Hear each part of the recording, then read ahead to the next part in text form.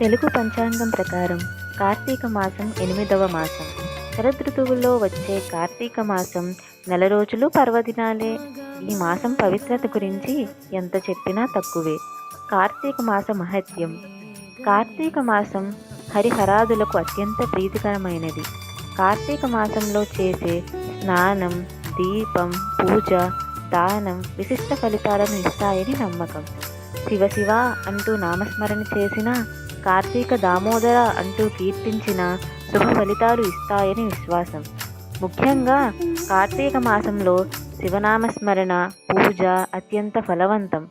సోమవారం చేసే స్నానం, పూజ, జపం ఆచరించిన వారు అశ్వమేధ యాగం చేసిన ఫలితం పొందుతారని విశ్వాసం.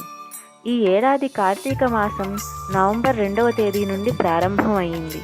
శరదృతువు ఉత్తర భాగంలో వచ్చే కార్తీక మాసం నెల రోజులు పర్వదినాలే. కార్తీక మాసంలో ఆచరించాల్సిన విధులు. కార్తీక మాసంలో అర్చనలు, అభిషేకాలతో పాటు స్నాన దానాదులు కూడా అత్యంత విశిష్టమైనవే.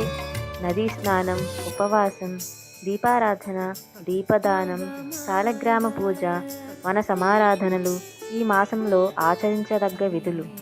కార్తీక మాసంలో శ్రీ మహావిష్ణువు చెరువులలో, దిగుడు బావులలో, పుల్ల కాలువలలోనూ నివసిస్తాడు. అందుకే ఈ మాసంలో వాపి, కూప, తటకాదులలో స్నానం చేయడం ఉత్తమం. కుదరని పక్షంలో సూర్యోదయానికి ముందే మనం స్నానం చేసే నీటిలోనే గంగ, యమున, గోదావరి, కృష్ణ, కావేరి, నర్మద, తపతి, సింధు మొదలైన నదులన్నిటి నీరు ఉందని భావించాలి. కౌముది మాసం. జ్యోతిష్య శాస్త్రం ప్రకారం కృత్తికా నక్షత్రం పౌర్ణమి రోజు ఉంటే దాన్ని కార్తీక మాసంగా పిలుస్తారు. నీటి మీద, మానవుల మనసు మీద చంద్రుని ప్రభావం అధికంగా ఉంటుంది. చంద్రుడు ఈ మాసంలో చాలా శక్తివంతంగా ఉంటాడు. అందుకే ఈ కార్తీక మాసాన్ని కౌముది మాసం అని కూడా అంటారు. ఈ తిథులు ప్రత్యేకం. కార్తీక మాసంలో దశమి, ఏకాదశి, ద్వాదశి తిథులలో శ్రీ మహావిష్ణువును తులసి దళాలతోటి, కమలాలతోటి పూజిస్తే జీవించినన్నాళ్ళు ధనానికి లోటు లేకుండా ఉండి సమస్త సౌఖ్యాలు కలగటంతో పాటు అంత్యమున జన్మరాహిత్యం కలుగుతుంది. అదేవిధంగా ఆరుద్ర నక్షత్రం రోజున మహాశివరాత్రి నాడు, సోమవారం నాడు, కార్తీక పున్నమి నాడు రుద్రాభిషేకం చేసి బిల్వదళాలతోనూ రుద్రాక్షలతోనూ పూజించిన వారికి అనంతమైన సౌఖ్యాలతో పాటు అంత్యమున శివ సాయుధ్యం పొందుతారని కార్తీక పురాణం చెబుతోంది. కనీసం ఒక్కరోజైనా కార్తీక మాసమంతా పూజలు చేయలేని వారు కనీసం ఏకాదశి, ద్వాదశి, పూర్ణిమ తిథులలో కానీ ఒక్క సోమవారం రోజైనా సరే నియమనిష్టలతో ఉపవాసం ఉండి గుడికి వెళ్ళి దీపం వెలిగిస్తే చాలు, పూర్తి పుణ్యఫలం లభిస్తుంది. కార్తీక పౌర్ణమి. కార్తీక శుద్ధ పౌర్ణమి లేదా కార్తీక పున్నమి అంటే కార్తీక మాసంలో శుక్లపక్షములో పున్నమి తిథి కలిగిన 15వ రోజు. కార్తీక మాసంలో పౌర్ణమి రోజు చాలా పవిత్రమైనదిగా భావిస్తారు. ఈ పౌర్ణమి రోజున శివాలయంలో రుద్రాభిషేకం చేయించిన వారికి సకల సంపదలు దరిచేరుతాయి. ఇందులో భాగంగా మహన్యాసక పూర్వక రుద్రాభిషేకం, ఏకాదశ రుద్రాభిషేకాలను చేయించినట్లయితే కోటి జన్మల పుణ్యఫలం ప్రాప్తిస్తుందని విశ్వాసం.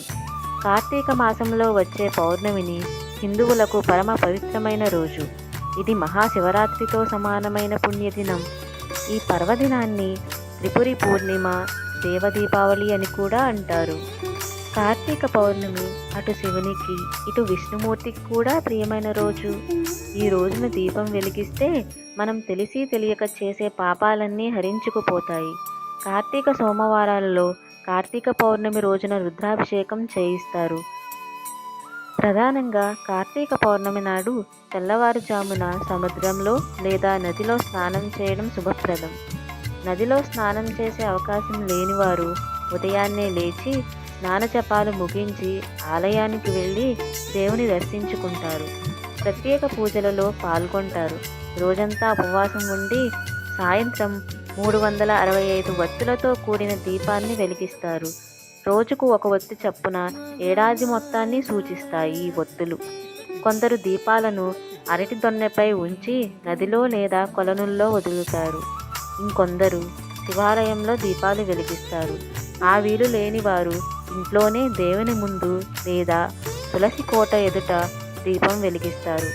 మహిళలు తమ సౌభాగ్యం కోసం పసుపు, కుంకుమ, పుష్పము, తాంబూలాలతో పాటు కార్తీక పురాణ పుస్తకాలను దానంగా ఇవ్వడం చాలా మంచిది.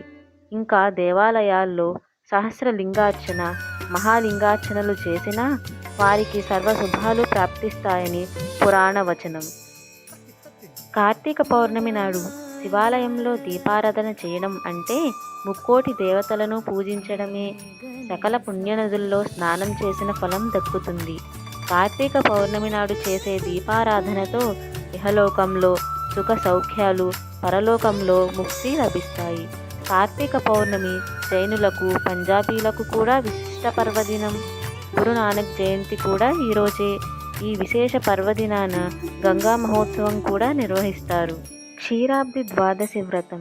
కార్తీక శుద్ధ ద్వాదశి రోజు క్షీరాబ్ది ద్వాదశి పేరిట తులసి చెట్టు, ఉసిరి చెట్టుని లక్ష్మీనారాయణులుగా భావించి కళ్యాణం చేస్తారు.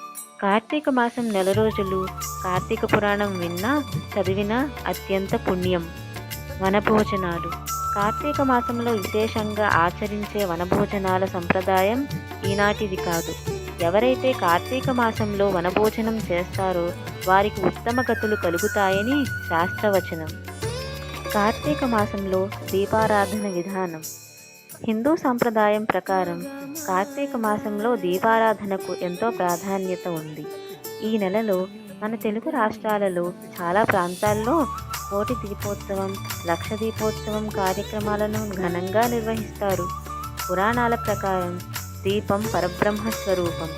దీనికి పాపాలను ప్రక్షాళన చేసే శక్తి ఉంటుంది. అంతేకాదు మన ఇంట్లోకి ప్రతికూల శక్తులు ప్రవేశించకుండా సహాయపడుతుంది. కేవలం సానుకూల శక్తినే ప్రవహింపజేస్తుంది. అందుకే దీపం లేని ఇంటిని ప్రాణం లేని శరీరంగా భావిస్తారు. వీటన్నిటి సంగతి పక్కన పెడితే కార్తీక మాసంలో ఎప్పుడు దీపం వెలిగించాలి, ఏ రకమైన దీపాలను వెలిగించాలి, దీపాలను నూనె లేదా నెయ్యి దేనితో వెలిగించాలనే ఆసక్తికరమైన విషయాలను ఇప్పుడు తెలుసుకుందాం. హిందూ మత విశ్వాసాల ప్రకారం దీపారాధన చేసేవారు కేవలం మట్టితో తయారు చేసిన ప్రమిదలోనే జ్యోతిని వెలిగించాలి. ఎందుకంటే మన శరీరం పంచభూతాలకు లోబడి ఉంటుంది. ప్రమిద కూడా మన శరీరానికి ప్రతీకగా ఉంటుంది. అంతేకాదు దీపాన్ని లక్ష్మీదేవి స్వరూపంగా కూడా పరిగణిస్తారు. దీపారాధన చేసే సమయంలో మనలో చాలామంది కొన్ని పొరపాట్లు చేస్తుంటారు. చాలామంది దీపాన్ని వెలిగించే ముందు ప్రమిదలో ఒత్తి వేసి ఆ తర్వాత నూనె లేదా నెయ్యిని పోస్తుంటారు. అలా కాకుండా దీపాన్ని వెలిగించడానికి ముందే నూనె లేదా నెయ్యి వేసి ఆ తర్వాత వత్తులను వేయాలి. స్టీల్ పాత్రలో దీపాన్ని ఎప్పటికీ వెలిగించవద్దు. దీపాన్ని వెలిగించే సమయంలో అన్ని దీపాలను అగ్గిపుల్లతో వెలిగించకూడదు. ముందుగా ఒక దీపాన్ని వెలిగించి ఆ తరువాత ఒక దీపం నుండి మరో దీపాన్ని వెలిగించాలి. ఏకహారతి ప్రత్యేకంగా ముందుగా వెలిగించి ఉన్న జ్యోతి ద్వారానే అన్ని దీపాలను వెలిగించాలి. అయితే సాధారణ దీపాల్లో దీపారాధన చేసేవారు తప్పనిసరిగా 2 వత్తులు ఉండేలా చూసుకోవాలి. అంతేకాదు జిల్లేడు వత్తులతో దీపారాధన చేస్తే వినాయకుని అనుగ్రహం లభిస్తుంది. దుష్టశక్తుల బాధ నుండి విముక్తి లభిస్తుంది. పసుపు రంగు బట్టలను ధరించి దీపారాధన చేయడం వల్ల జ్వరం, ఉదర వ్యాధులు వంటి రోగముల నుండి ఉపశమనం లభిస్తుంది. కార్తీక మాసంలో దీపారాధన చేసేవారు ఎప్పుడు పడితే అప్పుడు దీపాలను వెలిగించకూడదు. కేవలం సూర్యోదయం సమయంలో దీపారాధన చేయాలి. ఆ తరువాత సూర్యాస్తమయం తర్వాత అంటే సంధ్యావేళలో చీకటి పడ్డాక వెలిగిస్తే శుభ ఫలితాలు వస్తాయని పండితులు చెబుతున్నారు. అయితే మధ్యాహ్నం 12 గంటల నుండి సాయంత్రం 5 గంటల మధ్య పొరపాటున దీపారాధన చేయకూడదట. ఎందుకంటే ఈ సమయంలో ప్రతికూల